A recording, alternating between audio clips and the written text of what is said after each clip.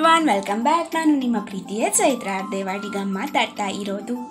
ನಾವು ಇಂಡಸ್ಟ್ರಿಯಲ್ ವಿಸಿಟಿಗೆ ಹೋಗಿದ್ವಿ ಅಲ್ವಾ, ಅಲ್ಲಿಯ ಇದು 2ನೇ ವ್ಲಾಗ್ ಅಂತಲೇ ಹೇಳ್ಬೋದು. ಯಾಕಂತ ಹೇಳಿದರೆ ಮೊದಲನೇ ವ್ಲಾಗ್ನಲ್ಲಿ ನಾನು ನಿಮಗೆ ಕುದ್ರೋಳಿ ಟೆಂಪಲನ್ನು ತೋರಿಸಿದ್ದೆ.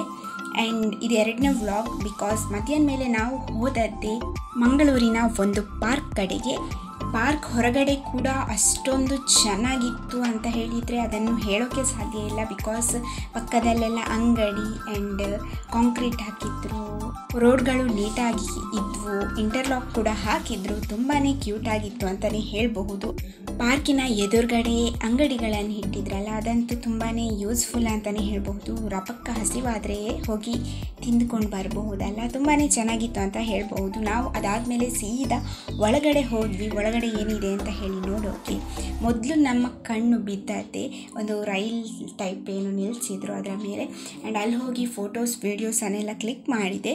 ಆ್ಯಂಡ್ ಅದಾದಮೇಲೆ ಸೀದಾ ಮುಂದುವರಿಯೋಣ ಅಂತ ಹೇಳಿ ಮುಂದಿನ ದಾರಿಯಲ್ಲಿ ಸಾಗಿದ್ವಿ.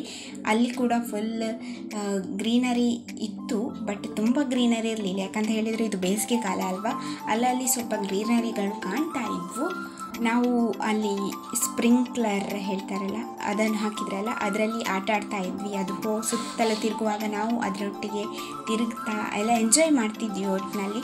ಅದಾದಮೇಲೆ ಗೇಮ್ಗಳು ಇರುವಂಥ ಜಾಗ ಅಂದರೆ ಜಾರಬಂಡಿ ಮುಂತಾದವುಗಳು ಇರುವಂತಹ ಜಾಗಕ್ಕೆ ಹೋದ್ವಿ. ಅಲ್ಲೂ ತುಂಬಾ ಕ್ಯೂಟ್ ಆಗಿತ್ತು. ಅದನ್ನು ಟ್ರೈ ಮಾಡಿದ್ವಿ. ನಿಜವಾಗಿ ಅದರಲ್ಲಿ ಆಲ್ರೆಡಿ ನೋಟಿಸ್ ಹಾಕಿದ್ರು 15 ವರ್ಷದ ಮಕ್ಕಳ ಒಳಗಿನವರಿಗೆ ಅಂತ ಹೇಳಿ, ಅಂದರೆ 15 ವರ್ಷದ ಮಕ್ಕಳಿಗೆ ಅಂತಲೇ ಹೇಳ್ಬೋದು.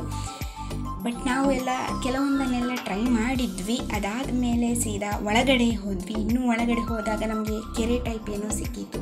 ಅದಾದಮೇಲೆ ಪಾರ್ಕ್ ಬಿಟ್ಟು ಹೊರಗಡೆ ಬರುವಾಗ ಕೂಡ ಸಾಕಷ್ಟು ಫೋಟೋಸ್ಗಳನ್ನು ವೀಡಿಯೋಸ್ಗಳನ್ನು ಕ್ಲಿಕ್ ಮಾಡಿದೆ. Thank you for watching friends. Subscribe ಮಾಡೋದನ್ನು ಮರಿಬೇಡಿ.